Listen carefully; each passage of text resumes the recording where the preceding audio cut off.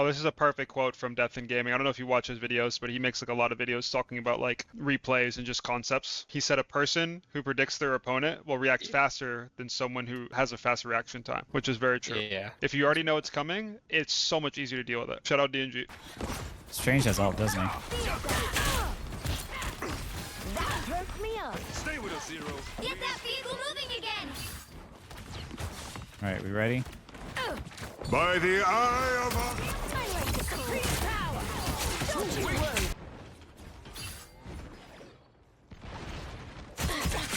You're mine. Healing magic. Split your wings. Double KO. DPS players are so predictable. Just Let's the push way in I now like while they're down. Nice, they're down to ult. I get outplayed. Watch me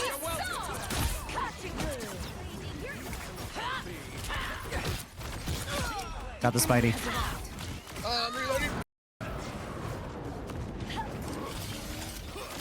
This spot requires attention. I'll patch you up.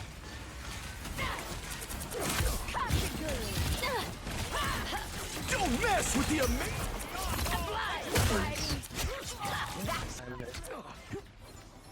Almost there. Starlow's coming back in 3 seconds. 3, 2, 1. Heads up, hostiles. How? You're frozen. Spidey, don't use your ult yet. Wait for me to ult, okay? Yeah, sure. I'm gonna Just try let me know and when you're ulting. yeah. When I jump on them and I siphon their ult, it'll just take it away from Cloak and Dagger. Hopefully. Yeah. Got her. Cloak and Dagger. Do it now. Let's do that again. There we go. It's huge. We got value. We got value.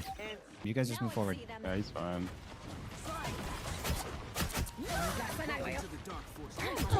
Spidey ran. Play aggressive on the kill the Hulk. Burn the Hulk. Go focus him, focus him. Good. Spidey's coming back in 3 seconds here. Right now. Yeah, he's good. Burn.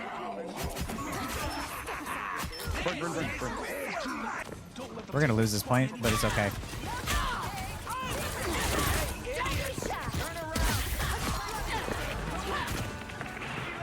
This'll do mighty fine. Do I gotta You'll have to keep fighting until we have a winner. Control lost. What are you gonna do? There we go. I got him distracted for you. Go for it. Have fun. All right, now we push. Of Agamotto. Disappear! Now the voice. Got you. You paid out of Don't we- sight. Co-op time. Double KO.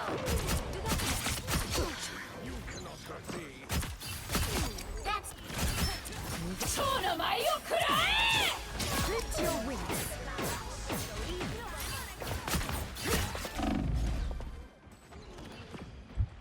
Healing magic. Watch this. Infernasu is gonna see me, and he's gonna go over to me, and he's gonna duel me, and I'm gonna solo ult him.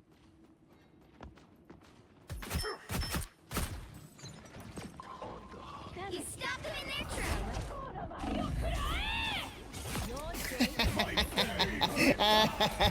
I called it. Someone want to clip that?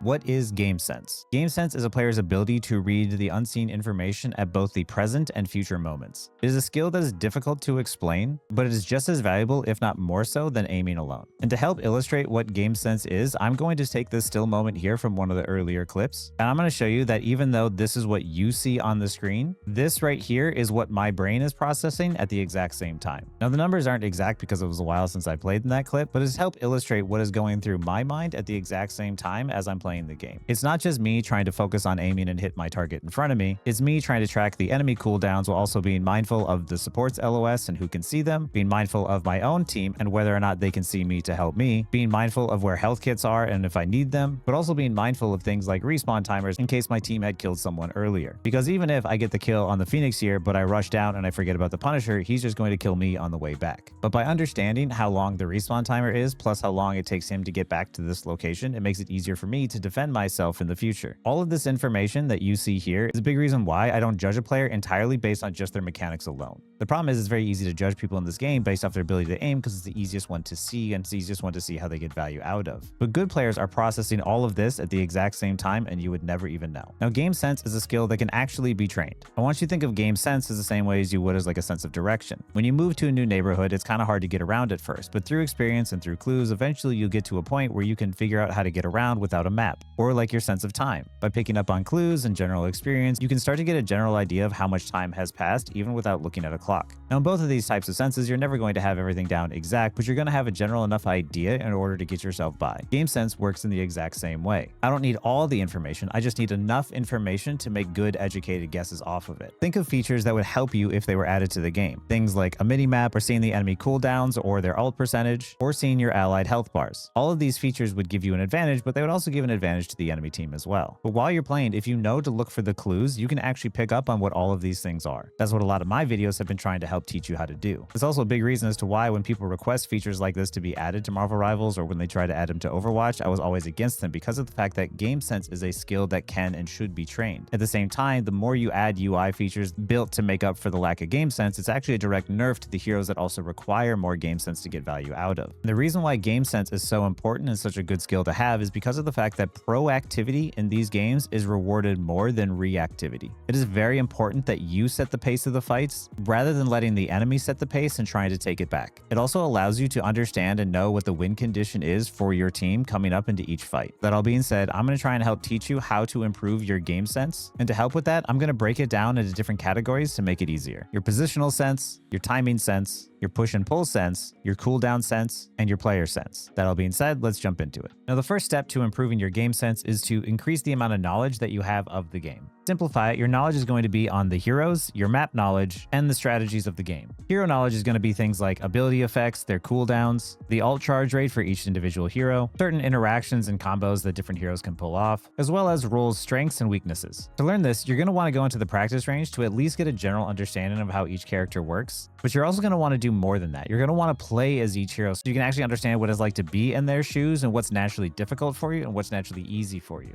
I'm not saying you have to master every hero, but the more information that you have about each hero, the easier you make it on yourself to come up with a game plan on how to deal with said hero, or as well, how to play with said hero on your team. You should also watch other players play the exact same hero that you do.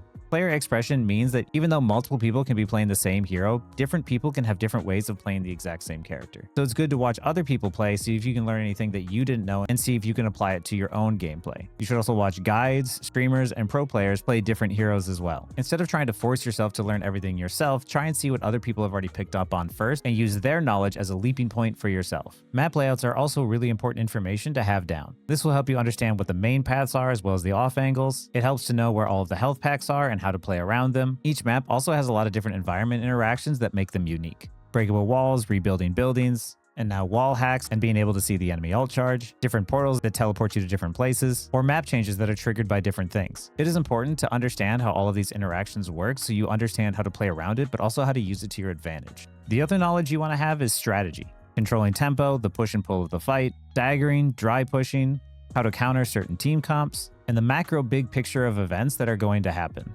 By understanding what your team is capable of and also what the enemy team is capable of, you can come up with a plan for each fight and figure out how you're going to win it before the first shot is fired from either side. This is extremely important as the higher you climb, the fewer mistakes you're going to be able to make. And the more you learn and practice with this knowledge, the more you'll train yourself to work off of intuition without needing to think about every decision you have to make. That all being said, I'm going to jump into one of the clips from earlier so I can help explain positional sense. Now let's talk about positional sense. For positioning, I like to keep a map drawn in my head. I'm one of those people that when they're using a GPS, they have north fixed up. So that's the same way I picture each map whenever I'm playing the game. This is why map knowledge is super important, so that way you know which ways to go, which routes you can take, and how long it takes to get from one point to another. Now, whenever I'm thinking about positioning, I'm always trying to isolate me and my target target. So for instance, for this clip here, my target down below is going to be the Phoenix. And you're going to notice here, I immediately try to isolate so that way all I can see is just her and me on the screen. When you position yourself in this way, you are reducing the amount of damage that you are taking in because of the fact that the enemies cannot see you either. And I know from playing that the enemy here was on this right-hand side behind this pillar, and they're contesting the payload on my right. I also know that there was a wall back here that was still up that would also keep me from getting shot from that angle. I also know that there's no other enemies on the other side of this wall, but I can still use this as a piece of cover away from the Phoenix. Another thing to keep in mind though is not just your enemy's LOS, but also your teammates' LOS. I know that being in this position, it gives me a great advantage in terms of my ability to off angle and take a duel with this Phoenix here, but I also realize that I'm taking a very big risk as my teammates who are back here are also in the same area that the enemies are, which means if the enemies can't see me, then my teammates can't see me either, which in this instance is fine with me because of the fact that in order to make progress, you must take risks. One of the other things that's not on screen that you can't see is that the Punisher is dead and respawning. And part of having good positioning is how long it takes a person get from one point to another. And when you know someone was at spawn, you know they're going to take the fastest, straightest path back as quickly as they can.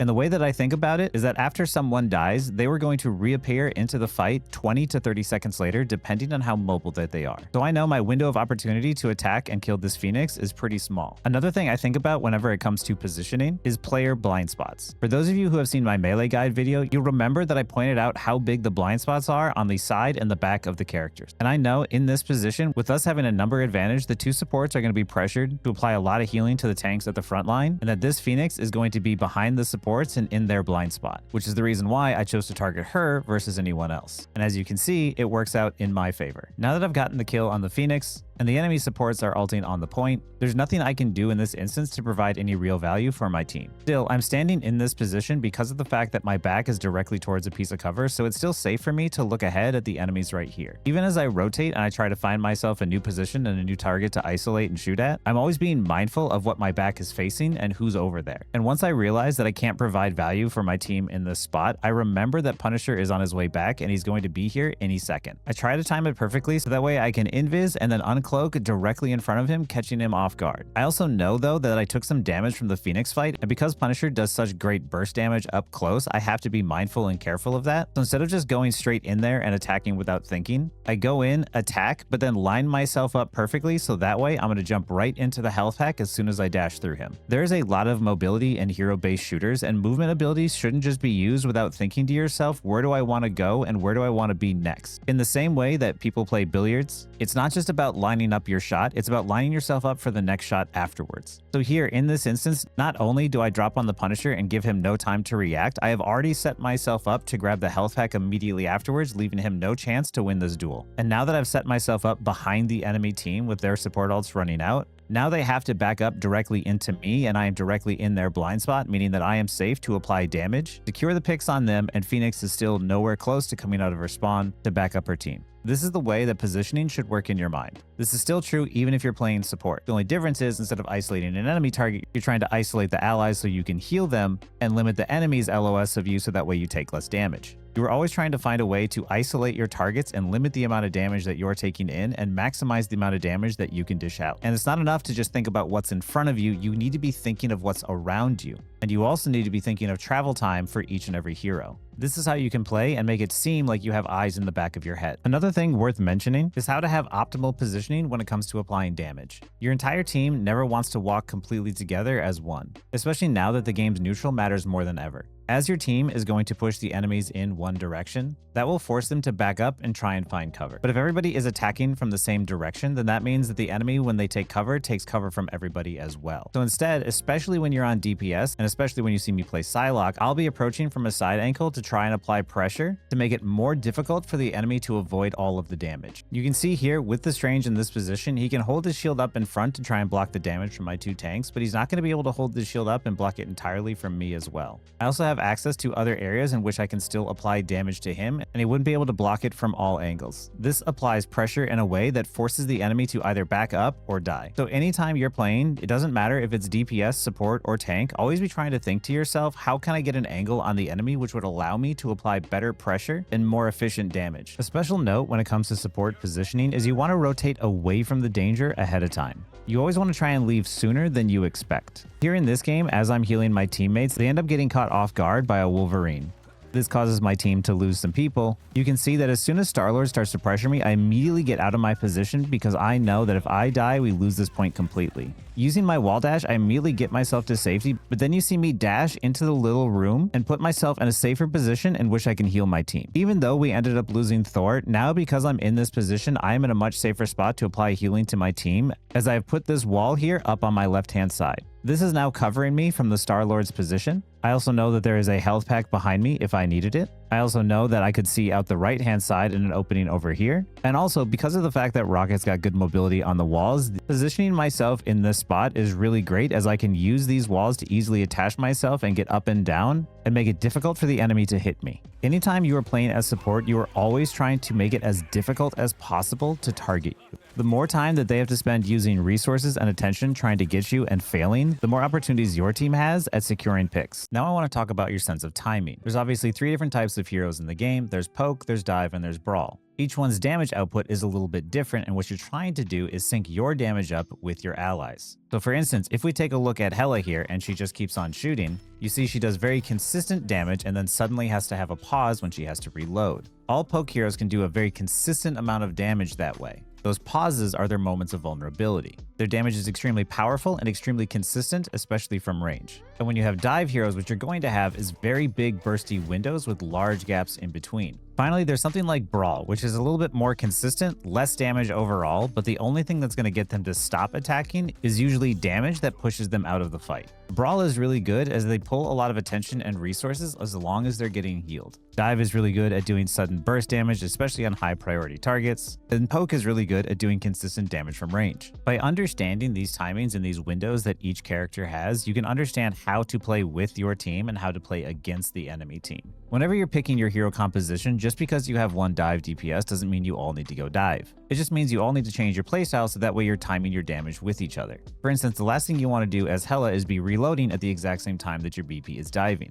And you don't want to be diving at the exact same time that your Brawl tank is jumping out to get healed. I'm going to do a little makeshift graph here to illustrate the different types of damage. First is Poke, with consistent damage but tiny interrupts for reloading. Next you have Brawl damage, which the only thing that stops that is the lack of healing. And finally you have Dive, which is massive burst windows followed by long pauses. It's a bit crude, but you understand the idea. What you want to do is you make sure that you're timing your engages and timing your damage with your team. If your team is fighting, you want to be fighting as well. If your team is backing up from the fight to stabilize and regain their health, that's not a moment that you want to use your ult. This is why it's extremely important to limit the amount of downtime you have, because anytime you can hear your team fighting, it means that's your window of opportunity to get in there and try and coordinate your damage to try and get picks as a team. This is also how really good players don't necessarily need to coordinate what their team is doing, as sometimes when you're playing, you can hear your teammate ulting and you hear that as your sign to get in there and start helping out. When your team is being proactive, you want to follow up on those proactive plays, because that proactive play is your window of opportunity in which your team will get a pick. And if you don't follow up, it'll end up being a wasted ultimate, wasted attack, or your teammate might end up dying in the process. This is why sometimes even a bad idea but done together is still better than doing 2 separate ideas. Now going back to one of the clips you'd seen earlier, the other sense of timing you have is the timing of your engages, especially when it comes to combining ultimates. It's very important that you time who's going to start the fight, when they're going to start the fight, and who's going to ult first. Here in this clip, in this instance, we knew that the enemy Cloak and Dagger had their ultimate. And we knew that we didn't push it very far, so we didn't want to give them any chance they could to try and get more time and try and initiate ults on their favor. So after winning a team fight, I go off to the side and I wait for them to push up in a spot where they're not going to want to ult from to try and catch them off guard. By me initiating the ult first in a place that they don't necessarily want to have the fight, I can start and pull attention and resources onto myself and use my ult to negate the Cloak and Dagger ult. The moment I do this, I create an opportunity in which my Spidey could then go in, use his ultimate afterwards, and clean up and get a few kills and buy us more time. If we had let the enemy walk up farther, or if the Spidey had ulted first, there's a good chance the Cloak and Dagger would have gotten our ult off and they would have taken the first point. But since we are proactive about our plays, coordinated things together, and timed things perfectly, we were able to buy our team some more time to defend. A great way to coordinate damage between a DPS and a tank is to do a simple countdown. This countdown will allow you to not only synchronize up your damage, but also make sure that you're engaging in at around the same time, so that way you're not taking more damage than necessary as well. Here's a clip from Lightstream in which he coordinates with his duo partner Monster, and where Light ults the enemy team, and as they stack up and they would normally survive through the ult, with the smallest bit of extra damage from his tank duo, they're able to make a massive play together and win the team fight off of that singular ult. Alright, can you go back one? Yeah, again. Alright, I'm going. 3, 2, 1.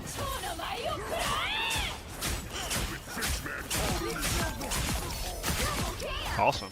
There's still a chance to stop them. Wow, 4 in a row. As you can see, when coordinated damage is done together, it's actually quite powerful. Yes, the neutral sustain in this game is very strong, but what's even more powerful than that is coordinated team damage. This is why you always want to follow up on your teammates' plays or find some way to communicate to your team the timing of your engages. Now, an important thing to remember about timing when playing DPS is you want to allow your tanks to pull attention and aggro before you engage. If you engage too soon, everyone's going to turn on you all at once and you're going to end up getting bursted really, really fast. Here in this game, both of the enemy supports ended up ulting just before this. The Hulk on my team then jumps in, engages, and uses his ult to create an opening and a distraction for me. By him ulting and pulling focus from both of the DPS, it made it really easy for me to go and attack the backline. As now with everyone focused on the Hulk, no one's there to stop me from distracting the enemy supports and getting picks. Whenever you're playing DPS, the best way to secure picks as a DPS is to attack the targets that aren't looking at you. All DPS do a lot of damage, but they're also very squishy. If you're good, you can outplay the people in front of you and take a lot of head-to-head fights, but it's definitely a heck of a lot easier if you allow your tanks to pull aggro for you and create an opening in which it's easier for you to attack. Now I want to talk about having that sense of timing when it comes to defending yourself and defending your teammates. One of the big problems that people have is with dive heroes. This is because of the fact that dive has such strong bursty damage, and the best way to deal with that damage is to prepare for the dive beforehand. Every dive hero will have to wait for their cooldowns to come back up before they can re-engage. So even if you don't necessarily kill a dive hero, if you do enough damage, you'll push them away and buy yourself some time. Even for instance, Spidey here in this clip, who's very, very quick to getting in and getting out, I know the moment that I do damage to him, I have bought my team 10 seconds worth of time. And even though 10 seconds might not seem a lot, it's actually quite a long time in a PvP game. That 10 seconds buys us enough time to help take down the Hulk, and because of the fact that I understand that burst window, I know exactly when the Spidey is going to be coming back in.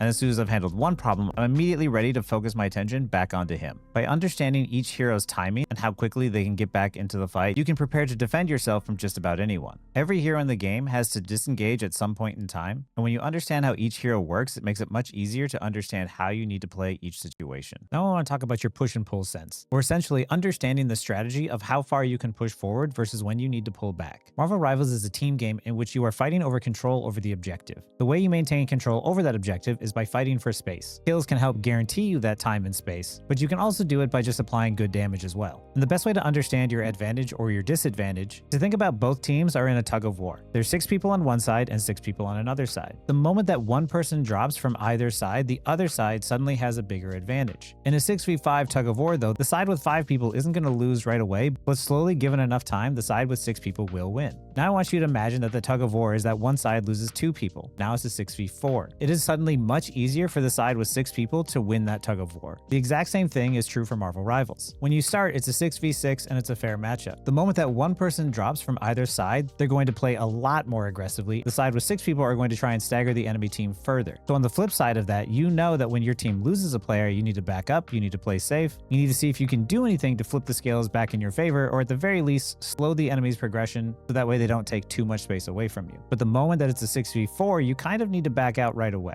This isn't to say that you can't win a fight that's a 4v6. It's just normally you have a very small window in which to flip the fight, and you have to be very careful about making that sort of guess, because you might end up wasting ultimates when trying to flip a fight that was already lost. To help illustrate the push and pull, I'm going to use a game here in which I was playing Cloak and Dagger. And the reason why I'm picking support is most people assume support is supposed to hang back and shouldn't play aggressive, but I'm going to show you how as a support, you can be just as aggressive as the other roles. So this is the second round. We're on offense now. We just capped the first point. And now as we have some people sitting on the payload, everyone else is pushing up to try and deny space from the enemy and keep them from getting close to the objective. Since we have control over the objective, we want to make sure that the fight is taken away from the objective so that way it allows it to go forward even further. And if we take too much damage, we're going to have to back up, or if we end up losing one, we'll have to back up even farther. What we're trying to do is get that advantage, and then once we have that advantage, all of us as a team are going to collectively play a lot more aggressively.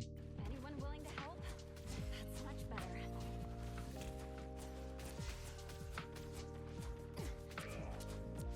You can see there, my team pushed up, they were aggressive, and then once the enemy team started to take away space and they started to take too much damage, they retreated to cover and got to safety and healed back up to full. They understand that if anyone dies in this moment, it's going to make it very difficult to push that convoy, so it's better for them to back up and pull back and heal themselves to full than it is to take an unnecessary risky play, die, and then have to wait 30 seconds before they're back into the fight. Once we're stabilized back to full, now my team is going to look for an opportunity to make a play. You're halfway there. Keep going. Shields up. Our invis uses an aggressive ult, which forces the enemy invis to ult in return. And because of that, our mag decides to go for a play and ends up getting a massive ult, which kills 2 of the 3 DPS. And now in this 6v4 fight, all of us are going to collectively start doing a bunch of damage to clean up the rest of the stragglers. Because the moment that Mag landed that ult, all of us now understand and recognize that the enemy team that's left is just going to die here. And even as a support, this means that you do damage as well. You can see me here holding the left-hand rune with Cap. I don't need to be standing on the objective right now. I need to make sure the enemy doesn't get access to the convoy. And it doesn't matter if my teammates aren't going to push out there. I'm confident in my ability to also defend this doorway that I don't want them to touch the point. Whenever you have control over the objective, you always want to push out and take as much space away from the enemy as possible, but do so without dying. You push up and take away that space and then pull back once it gets to be too dangerous. If you ever find that you push up and you're dying too much, it means you're pushing up too far and you're not thinking of a good escape plan. I'm going to jump ahead a little bit here so I can show you how even as a support, I push up and I try and take away as much space as possible to make plays for my team. Now here in this situation, as you can see, my entire team is pushing up and there's a lot of people who are critical. In a moment here, we're about to lose our Bucky, but I'm really close to my ultimate and right now the convoy is pushing up for free. What I do not want to have happen is I do not want the enemy to take the fight to the convoy. And instead of being reactive about my plays and waiting for the enemy to do something, I'm going to be proactive and I'm going to make something happen and I'm going to fight for that space. So even though we lose one, I'm going to ult in order to keep my teammates who are here alive and apply enough pressure that forces the enemy backwards, that allows us to take away that space and allows the convoy to move much closer towards its end goal.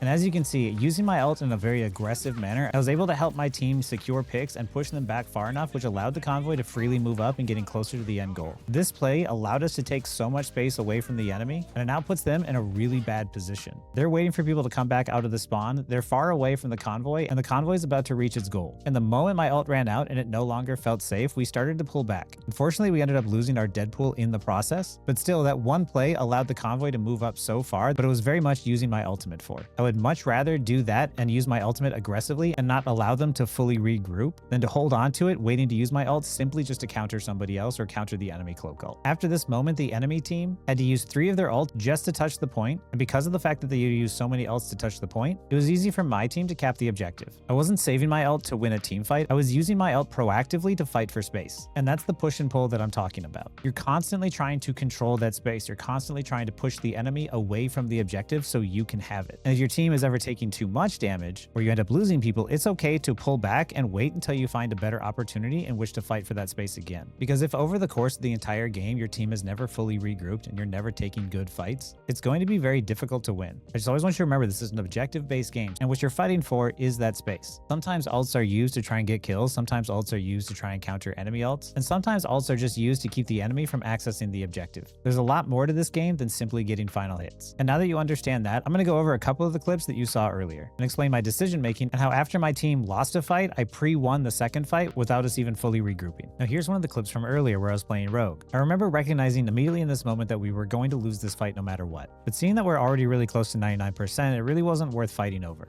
And once I saw the Punisher, I knew I could go for a quick pick on him. But since we were already going to lose the point and my teammates were dying at the exact same time, ultimately that kill is pointless. And what many people would try to do is they would try to go back with their team, regroup as 6, and then fight together at the point in a 6v6 fight. But like I explained to you before, a 6v5 is much easier to win than a 6v6. So since I killed the Punisher, I went to see if he was going to zip back to the point and I was correct. By attacking the Punisher in this moment, I find him isolated and without the help of his team. It makes it very easy to get a quick pick on him, and the moment I rejoin with my team, I immediately join into that fight, giving my team a numbers advantage. And once we have that numbers advantage, my team can play much more aggressively and easily secure the point for the win. These are the types of plays that help you win games. Because no matter what rank it is, it's very difficult to decide the outcome of every 6v6 fight. But if you're able to predict your enemy and spot the people making mistakes and understand when you have an advantage, you make it much easier on yourself and your team to win games. I know for myself, I'm not confident in my ability to always win every single team fight. I find I do a lot better whenever I do things like spawn camp people or solo out someone by isolating them when they're not expecting it. And remember, the reason why spawn camping in this situation worked was because of the fact that the moment that I spawn camped the Punisher, I immediately raced back to back up my team.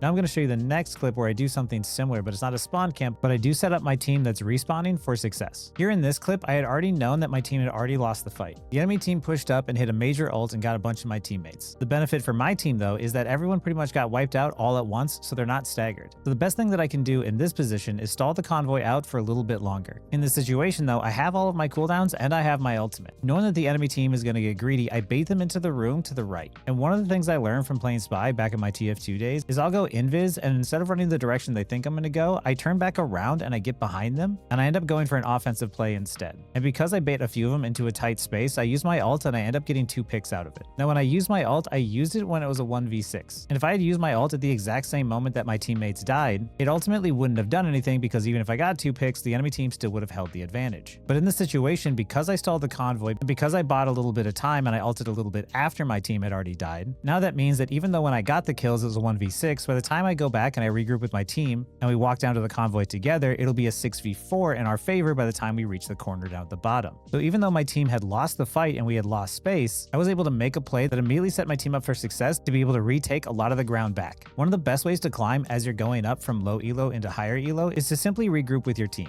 It takes a really long time before teams start to coordinate and they start to group up together. But the higher that you climb, the more you need to do tricks like this and like the spawn camping in order to try and win fights before they've happened. I know it might look like all you're doing is just getting a bunch of kills, but when you get those kills really does matter. Because in that tug of war battle, you always want to make sure that you're constantly giving your team that numbers advantage on your side. On the reverse of that, you always want to make sure you're not the reason that your team is losing. If you're constantly putting your team at a disadvantage, you make it very difficult on everyone else. So try to get good at being able to recognize when you have the advantage and when you can apply pressure to the enemy team to try and take away that space and give yourself a greater advantage. But also, once your team has the lead, be careful not to throw your lead. When you first start learning the game, the way that you first get better is you learn to make plays. With the higher in elo that you climb, it's less about making plays and more about not making mistakes. So you have to learn to do both. I spoke about a little bit before under the positioning on how to apply efficient damage. Now I'm going to use this game to help illustrate how you can apply that efficient damage that allows you to push up and take space. And it's all about taking those angles and rotating between different areas of cover. Just like I showed you before, you're going to want to try and create some sort of off angle. And a lot of my positioning is going to be dictated by the position of the convoy. My tanks are going to be applying pressure to the front line to try and get them to back up. My Star-Lord is already at the back, shooting at the back line, creating pressure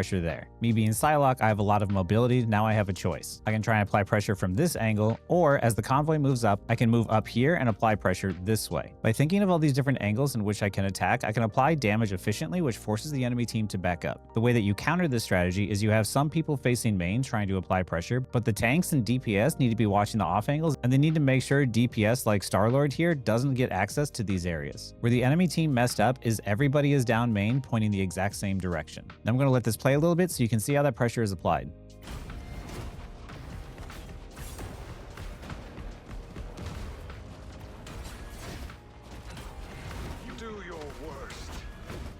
As you saw with Star-Lord at the back applying pressure and me hopping over to this location applying pressure to the tanks, it was forcing the enemy team to back up because they no longer felt safe. By being able to apply that efficient damage, it allows your team to push up and take space away from the enemy team. And as you keep pushing up, you're going to keep trying to think of ways to try and create that sort of triangle of death. Because as you can see, now that the convoy is starting to push up a little bit, we're kind of all starting to shoot from the exact same direction again. So what we want to do in this moment is apply enough pressure to keep them from accessing the convoy. But once the convoy moves up, we immediately want to start trying to find different ways to find different angles to attack the enemy again.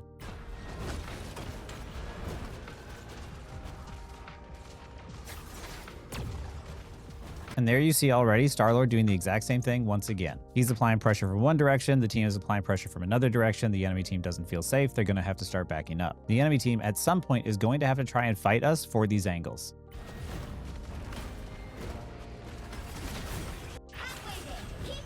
As Phoenix went to go contest the Star-Lord, I decided to back up my Star-Lord and we get a quick pick on the Phoenix. Now, as the convoy is moving up and we have people facing this way, we have us facing this way as well. Against shield tanks, this is really beneficial as they can't block from all of the directions at once. And with them being down a DPS, we can apply a lot more damage than they can.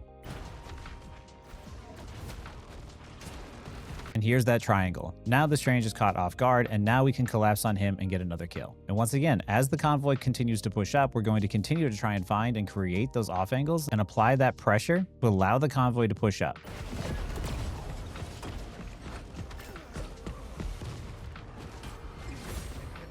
After we got those 2 kills, we pushed up to hold them at the door. But even still, as we're at the door, we have Star-Lord over here, and I dash to the other side to apply pressure from this way. If any of us walk into this room, we're going to be outside the LOS of our supports, and we're going to end up dying, which is the reason why we're holding the door down. What we're trying to do is allow the convoy to push up and take away space from the enemy, and not let them push forward to try and take any of the space back. If they get any picks on our team, we're going to be forced to back up, as the enemy team is going to already have people on the way back, so it's really not worth us taking a risk and jumping into this doorway. A lot of our positioning in the spaces that we choose to hold are going to be heavily dictated by where the position of the convoy is. But how we move forward and how we rotate is going to be dictated by the areas of cover and the natural angles of attack in which we can take. And when it comes to defense, on the flip side of that, your goal is to try and defend and contest those off angles. The enemy team had messed up pretty bad in the very beginning, but not putting anyone in any of the off angles. They couldn't apply the same pressure to our team as we could to theirs. And that's the reason why we were able to push up the cart so far by only getting 2 picks. Ever since the global ult change, it's even more important to play in the neutral this way. You're always trying to divert attention and resources into multiple directions. And you always want to be playing with your team in a way that creates that sort of death triangle. I also want to remind you that this is not limited to the DPS role. You can apply pressure from these off angles as tank and support as well. In fact, that's one of the ways that you're supposed to carry. One of the biggest problems people have is they still default to walking to main and assuming that that's where they need to stand. Sometimes it's not even about getting a pick, but just by diverting attention and resources away from that off angle, you create an opening for your team which allows your team to walk forward. Everybody in the game has the exact same goal, we just have different tools we use in order to achieve that goal. Jeff is a good example of this. Jeff, with his extreme mobility and high survivability, is one of those characters that lives in the enemy's backline at times. It's more than just annoying to deal with, he's actually creating space and diverting attention for his team.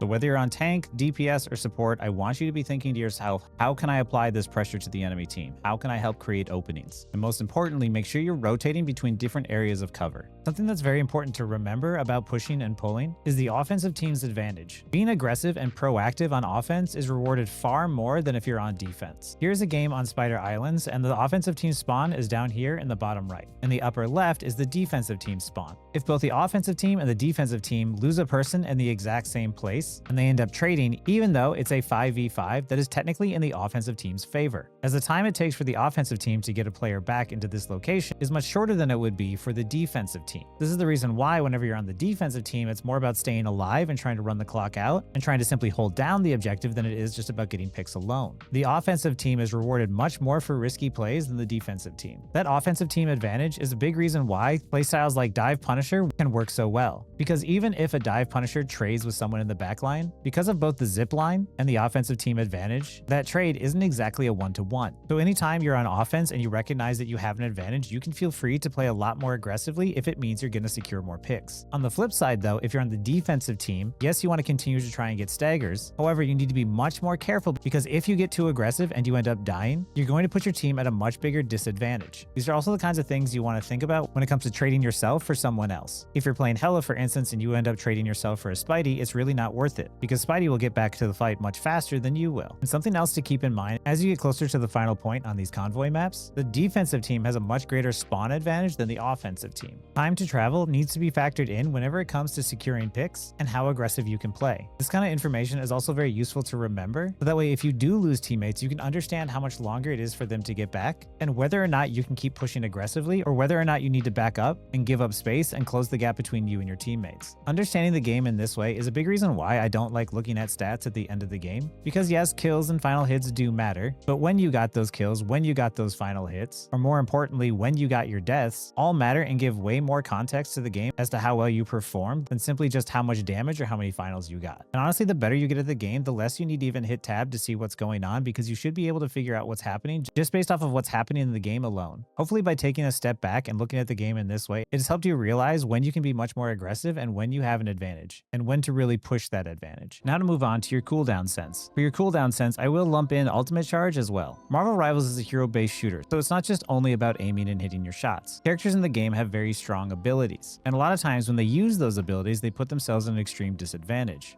Namor, for instance, the moment that he uses his bubble, as soon as he comes out of it, he's going to be very vulnerable as it is a very long cooldown. is also his only defensive ability. So a lot of times you'll see someone try to go in there, force the ability out, and then communicate to their team no bubble. And if you are in a position to apply pressure to him, you know he's very vulnerable. Another example, for instance, is Rocket and his dashes. If he doesn't have any dashes, it's very difficult for him to get around. And it's very difficult for him to try and make an escape. And same is also true for Magneto. The moment that he uses his bubble and the moment that he uses his shield, you can tell that there's a window of opportunity there in which you can attack him, in which he's very vulnerable. As you're playing the game, it's not just about targeting high priority picks like the supports, it's about targeting a hero who's standing out of position who misused their abilities. And this is where that knowledge comes into play. If you have a good understanding and a good knowledge of the heroes and their cooldowns, it makes it much easier to spot when someone's made a mistake. So even though I'm a DPS main and I typically like to play Psylocke, I might not always be trying to target the supports. Targeting supports would be great, but sometimes there's a tank that's made a bigger mistake, and my damage is better applied to them. Another example of understanding enemy cooldowns is going up against a 1v1 with Iron Fist. I know that he wants to bait me to shoot his parry, which would give him an overshield and also empowered punches, and I know that I want to bait it out of him as quickly as possible. By understanding how his kit works, I was prepared for what he was going to do when he came to attack me. Because it was a 1v1 scenario, it was much easier to take this fight with him, and which allowed me to outplay him here. Without the full knowledge of understanding his cooldown and how it works, I would have had a much more difficult time in this fight. But my understanding of the character and his weaknesses allowed for a very easy kill for me. Even though each hero has abilities that make them very powerful, you don't have to wait for them to misuse their abilities in order to try and make a play. Here in this instance, you're going to see me go up against a Hela. I know that she has her stun up because the game has just started. I know she knows where I am, and I know that I know where she is. And instead of trying to run from the fight, I know she's going to want to try and use her stun immediately. But I'm going in there with a game plan. I have both of my dashes up, so the moment that she looks at me, I'm going to use my dash because she's going to want to use her stun right away.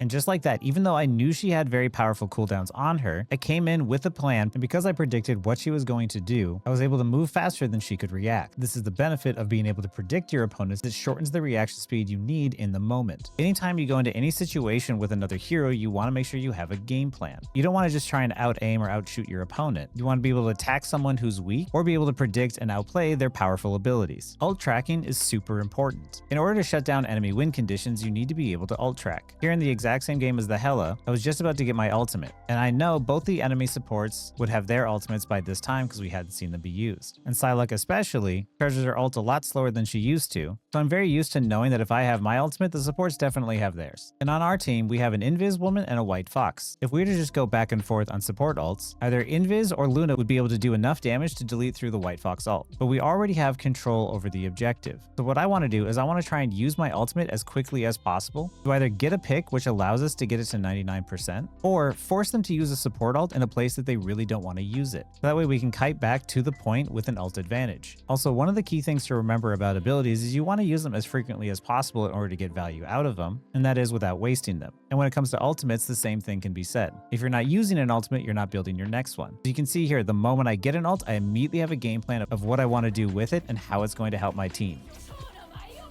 And just like that, I was able to get 2 picks, which really helps buy my team a lot more time and a lot more control over the objective. There's one more thing I want to point out that I don't think enough people take into consideration here. Now that I've killed both the Punisher and the Bucky, they were the only 2 not close to their ultimate. And now that they're dead, the enemy team is forced to wait until they respawn before they can actually re-engage with us. But the thing is, if you look at our Hela here, she's at 87% on her ult, but by the time the enemy team respawns, Hela's going to have her ult ready. And Hulk won't be near his, but he'll still have more ult charge because of the fact that he was alive and I bought time for him to charge up his ult. And the 4 people left alive on the enemy team, it doesn't really matter because they already had their ultimates, so the time that they spend alive is ultimately wasted. They're not charging their ultimates and they can't really use them offensively. Anytime you get a pick and you get a kill, you buy your team time to build up their ultimate. This is something important to remember whenever you understand that your team is at an ult disadvantage. If you're the only person on your team with an ultimate and you know the enemy team has 3 ults coming into the next fight, if you can get a pick and end the fight before it starts, you will buy your team time so that way they can charge up their ultimates.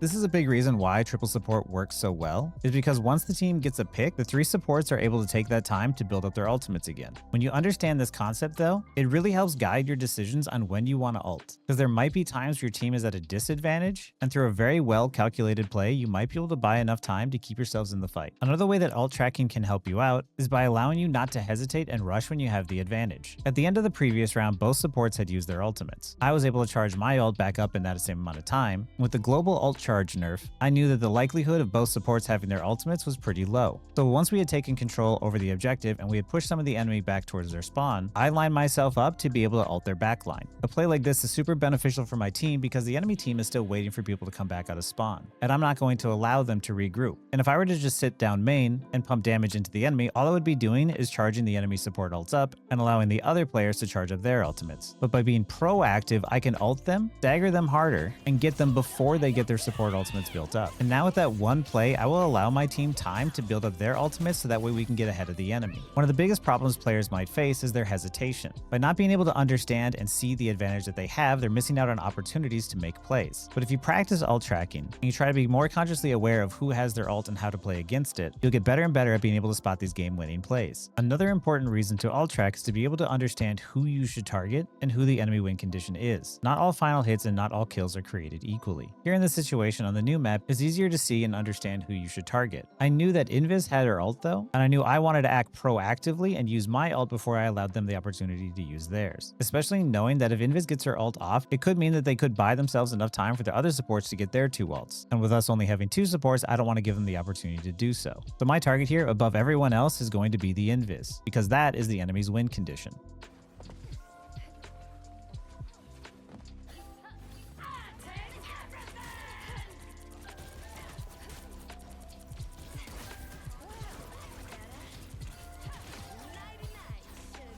And there, as you can see, by shutting down the enemy's win condition, we force them back into their spawn. All of that with just my one ultimate. This buys my team a lot of time on the clock and control over the objective. And we didn't even need to counter support ult at any point in time. By shutting down win conditions in this way, it's extremely efficient at making sure you're winning fights with the least amount of effort possible. Instead of getting into a big team fight of 6v6 and massive ults going off on both sides, it's much easier if you can shut down that win condition early with just a single ultimate. Here's a good example of a sequence of events in which I help my team win fights by being able to spot the players who have made mistakes, but also having a game plan ahead of time of what I was going to do. Now first let me point out I'm nearing my ultimate. I know that Jeff gets his ultimate faster than me, but I also knew that he hadn't used it yet. And I know there's lots of pits on this map and it's a very Jeff friendly map. So I had always planned to use my ultimate in order to counter Jeff, because I couldn't be totally sure that he wasn't going to get a whole bunch of people with his ultimate. But before all that, I see a DPS Deadpool on my backline. There's been a lot more people playing DPS Deadpool lately, and he's a very squishy character. And seeing him in my backline makes him extremely vulnerable, especially after Cloak and Dagger uses her ult. I noticed him hopped up to get away, and I noticed that when he opened the book, he was really vulnerable in that moment, which made for a really clean and quick execute. And now I want to immediately get back in to help my team because of the fact that I don't want the Jeff to end up swallowing my Cloak and Dagger ultimate. I want to push with the advantage that we have. As I hop down to rejoin my team, I hear the Jeff ult and I hear my duo Brandon tell me that he got solo ulted. But like I said before, I had a plan ahead of time for what I was going to do. By being ready and having that plan ahead of time, I was not only able to save my teammate, but also take out the Jeff at the exact same time. Now this puts my team at a huge advantage, as the rest of the kills at this point are just going to be cleaned up. And it's even better because now that we didn't lose players, we're able to hold on to space a lot longer and force out a lot more of the enemy's abilities and ultimates in order to try and regain control over the objective. I wasn't just shooting at whatever target happened to be closest, I was always going in with a game plan ahead of time of who I was going to pick and why. Yes, as you play, you'll find new information, but your ability to process that information and continue with the game plan is going to be what helps you win more games. Try to come up with a plan as much as you can before the fight, so that way when you get into the fight, you're prepared. Now finally on to the last game sense, which is my favorite one, your player sense. Player sense to me is your ability to read your opponent on the other side. It's very easy to get lost in the game and think of counter swapping and focusing only on the hardcore overt things like aiming, but at the end of the day, you're facing another opponent on the other end of that monitor. And this is where understanding and being able to read your opponent comes into play. There's an amazing video by Core A Gaming called The 3 Types of Fighting Gamers. Pro Player laughs theory on the different types of fighting game players that there are. They say fighting game players, but I believe this applies to gamers in general. There's the brains, there's the body, and there's the heart. To sum it up, brain players are focused on the damage, the numbers. They're the spreadsheet guys. They're the ones who are really good at understanding what is the most effective and what does the most damage. Body players are the ones that are all about the mechanics. They're the ones learning combos. They're the ones aiming really well. But then there's the heart, and this is the category I feel I fall into. These are the players that are reading their opponent and playing off of the person they're going up against and not specifically focusing on combos or what's strongest. They're the one doing mind games or doing things like I do, like spawn camping. Instead of trying to focus by just trying to aim better than my opponent, I'm trying to do things in which I'm catching them off guard. I sneak around the map, I solo ult people, I even try to intentionally tilt people because that's a strategy as well. Because especially in high elo, it's a very small community and you know who the people are that are easily tilted. The same can still work for you though. If you know that you've avoided someone and they end up on the enemy team and you know that they were tilted in your game, you go up against them, solo ult them repeatedly and get them tilted till eventually they just give up.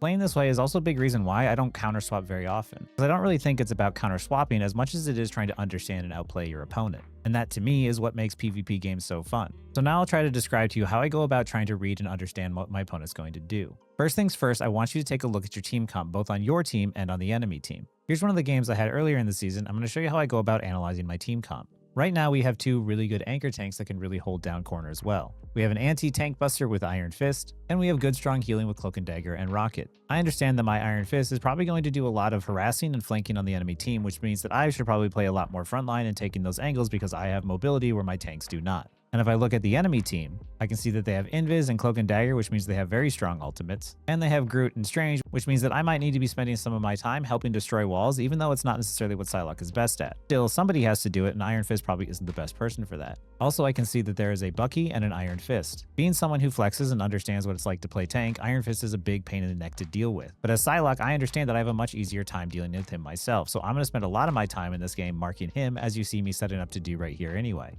Also, another thing I take note of is the fact that I see a Bucky and an Invis, which means they have excellent CC. This could make my Iron Fist job very difficult, so what I can do to help my Iron Fist out is by poking and harassing those two to get them to use their cooldowns on me, which means that it would make it much more free for my Iron Fist to be able to attack the enemy tanks. Every time I start a video, I try to get an understanding of what the enemy team comp is before I start making any decisions. This is what I mean by when I say that. I understand that how my opponent's characters play, so therefore I need to understand a game plan of how to play up against them. Also, my game plan is going to change not just based off of the enemies I'm going up against, but also whatever team comp my team has. What are my team's strengths? What are their weaknesses? What are the enemy team's strengths and weaknesses? It's not about counter swapping, it's about understanding what you need to do to play against the people you're going up against. Come up with a strategy beforehand. It especially helps that because I flex to all the roles, I know what each role struggles with. For instance, because I love to play DPS and I love to play Psylocke, when I see an enemy Wolverine or Iron Fist on the enemy team, I'm always going to mark them as the DPS, so that way my tanks are free to do what they need to do. When I see a Spidey on the enemy team, I mark the Spidey and make sure to keep him off my backline, so that way my backline doesn't need to patty cake and the front line doesn't need to worry about the pressure happening behind them.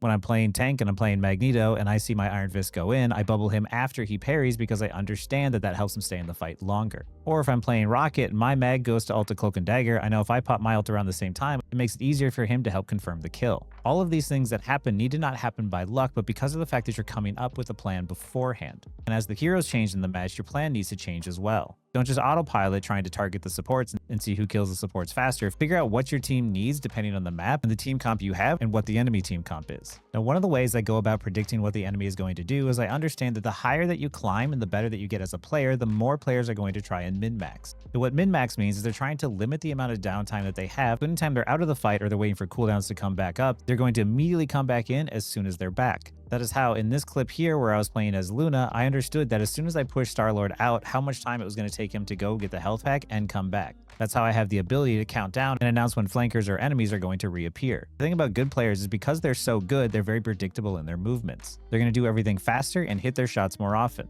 And I've gone to the websites to test my reaction time, and my reaction time is painfully slow in comparison to a lot of the people I go up against. But by being able to predict when he's going to come back in, it makes it very easy for me to stay alive, apply pressure to him, and help my team out. I use magic here as an example to show you how you can time and understand what the player's re-engage time is going to be like. When you see a magic and you know she's going to dive in, she'll probably use her Umbral Incursion. And if she fails it, you can see that it goes on a cooldown for 8 seconds. That 8 seconds should work like a timer in your head, because if they disengage and you know they're still alive, they're going to come back in 8 more seconds. And to me, each hero and each player kind of acts like a rhythm game. The moment that I know that they're going to miss the dash and they're going to re-engage, I just start counting down in my head. And once it gets close to the time that they usually re-engage, which is about 10 seconds or so for each character, I know that they're about to come back in. This is how even the best players can at times become predictable. So what you want to do is you want to start looking for player habits when you're playing the game. Maybe there's a Daredevil that's constantly engaging first. Maybe there's a diving punny that constantly keeps rushing in and feeding. Instead of just walking forward and getting caught off guard repeatedly, figure out each player's pattern and try to play around it. Especially when it comes to solo queue, most people usually find one way to climb and they never change. So the diving Punisher probably isn't going to change up their strategy, and if they did it the first 2 times, they're probably going to keep doing it. So instead of rushing in to attack the enemy, wait for the Punisher to dive in first, take him out, and then rush the rest of his team. The same can be true if you notice that there's a flanking Luna or a flanking Namor. They usually tend to repeat that pattern. So don't autopilot through the games, notice and recognize when a player has a repeatable pattern and try to counter against it. Here's a game that I had used in an earlier example, but I had backcapped. By understanding the human side of the players in front of me, I was able to confidently backcap this point. As my team was walking out of spawn, I was going to immediately try and loop around the backside because of the fact that I was close to my ultimate. I thought to myself, maybe I could try and pincer in between them and force them into my team, or at the very least, if I use my ultimate first, then Star-Lord could use his second. But as I was walking up and before I could get into position, I noticed that Magneto had died. Still, Star-Lord started to use his ult, which then triggered the Invis and the Magneto to use their ultimates. Having been confused in this game at all the visual clutter and all the sounds going off all at once, I know that there's times where things can be missed. If I went in too soon, they would have noticed my backcap, obviously. But the moment I heard all the voice lines going off, I knew I could immediately walk in and touch the point without them noticing. Then, by standing in front of the payload and standing perfectly still, I let the convoy move me so that way I wasn't going to make any more noise with any footsteps. I knew that the moment the enemy team started to get more kills and more picks, they're going to keep walking forward to try and push that advantage and trying to continue to get more staggers. They were so focused on everyone playing an expected way, they weren't prepared for someone to do something unexpected. By understanding the human experience on the other end and what each player is thinking, I was able to confidently backcap this point. So now you might be wondering to yourself, if minimizing my downtime and maximizing my uptime is becoming a better player and becoming more efficient, then what's the strategy against that? Well, mechanically, if you're really good, you can just be better than everyone else. But that's not going to work for all of us. While everyone has brains, body, and heart to a certain degree, we usually are stronger in one area than the other. So the way you counter against people who are really good is by being unpredictable. I'm sure you might have seen someone who's really good at fighting games get beaten by a button masher, and the reason why is at times the button masher just does things that are so unpredictable you don't know how to play against it. And that's a lesson we can take to any game. At some point when you get so good, you start to become predictable. And what you need to do is you need to be so good, you need to start doing things that normally would be bad, but they catch the enemy off guard, which then ends up being good. I'm going to go back to that clip against the Phoenix I showed you earlier as well, and show you how I trick the Phoenix by making her think I'm going to try and run away. And instead of running away, I get behind her to go for the execute instead. She knew I was already low and she knew I was running away, so she was shooting in a straight line in which I was walking. But that makes me predictable. By doing the opposite of what she expected, I was able to outplay her in this moment and get the execute and stay alive. This is the type of thinking I want you to start doing. Here's another example from a game where I was playing with my friends in which there's a Punisher shooting pretty deep past the choke. He's just applying pressure, slowly waiting for an opportunity, and I know he's not expecting anyone to go and attack him right now. I also am confident in my ability as a Psylocke versus Punisher, especially if I get the drop on him. So with all of my cooldowns ready, I cloak in, and instead of trying to back up, I run directly at him to get the drop on him. And by the time the Punisher even realizes what's going on, he's already dead. And just like that, I get a free pick from my team. Something that can help you win more of your games is understanding that the player on the other end of the screen is more than just the character that they're playing. They're a human, and humans make mistakes. Humans also tend to have their own patterns. And what can make a good player even better is their ability to recognize in the moment when they need to switch their strategy. In the fighting game, once you figure out your opponent's patterns and tendencies, they call it having someone downloaded. It's a term I think is really useful and helpful to think about whenever you're playing any PvP game. I know a lot of players tend to feel like they always need to be doing something, but try to take a moment in the game to see if there's any patterns you can recognize. Because sometimes your win condition isn't necessarily counter-swapping someone or changing your team comp up. Sometimes it's as simple as just understanding and recognizing a player's repeated pattern. And if you're curious on the video about the 3 types of fighting game players, I'm going to put a link to that video to Core A Gaming's channel down in the description below. They have a lot of really amazing videos. I know they specifically focus on fighting games, but even if you don't play a lot of fighting games, I still think their videos are really interesting and worth watching. Because some of the things they talk about still spill over to other PvP games. And that is my guide on GameSense. I hope by me trying to break it down in this way, you were able to learn something new that you didn't think about before. And I'm sure there's probably some things that I missed, but I did my best to try and explain the game the way that I see it. The way I think about positioning, the way I predict my enemies, and what gives me the confidence to make the plays that I do. This video isn't meant to immediately make you learn everything you need to know about GameSense. I'm hoping if anything now when you approach your games, you approach them a little bit differently. It's hopefully to get you to understand how you should be thinking. Because like I said at the beginning of the video, my knowledge should be a jumping off point for you. I want to give you this information and give you this knowledge, and I want you to use it as a leaping point to start discovering things yourself. I also hope this video helps you realize that there's a lot more to this game that you're just not seeing. Some of the most impressive things that players do isn't the shots that they hit, but the decisions that they make. I know I've been a bit behind on making videos. I know that this video is a long one, but I really hope the wait was worth it and that you guys really enjoyed this video. Anyway, if you learned something new from this video, please leave it down in the comments below. I'd love to know if I could help you think about the game differently. And that all being said, thank you for watching. Silas got ult as well. Anyone willing to help? Silas going all the way underneath behind. Down to 30 seconds. He probably has ult. She does. Most definitely, actually. Yeah, ult. Nice. Did enough damage to kill her. Venom's gonna ult in his next dive. Be prepared for it. Thanks. Tandy needs help.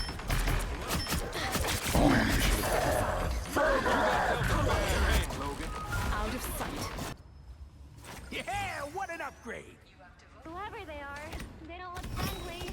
Long as I got Holy, no you didn't. I dude. did. No, you Hilarious, it worked.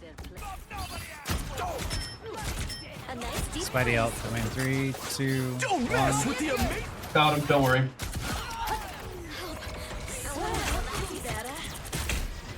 Thing is gonna ult.